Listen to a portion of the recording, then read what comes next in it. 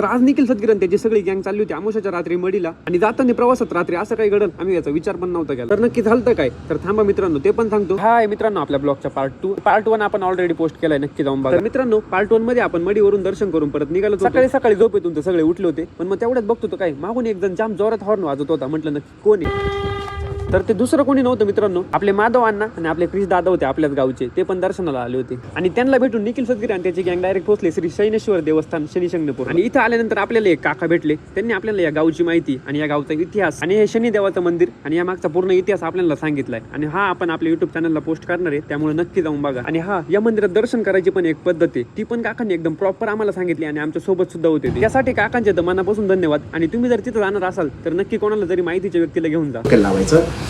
आणि आपला ब्लॉग युट्यूबला लवकर देणार आहे मित्रांनो, त्याआधी तुम्ही युट्यूबला जाऊन निखिल सदगीर सर्च करा आणि आपल्या चॅनलला सबस्क्राईब नक्की करून ठेवा आणि बेल आयकॉनला दाबायला विसरू नका. आपल्या सगळ्या गँगचे एकदम भारी दर्शन झाले. आता त्याच्यानंतर मस्तपैकी आपल्या गाडीत येऊन बसलो आणि निघालोय. 2-3 तास गाडी चालून बघता बघता आपल्या सिन्नर मध्ये पण येऊन पोहोचलो. सिन्नर मध्ये गेल्यावर म्हटलं थांबा मस्तपैकी एक चहाचा पॅक घेऊ मग जाऊ.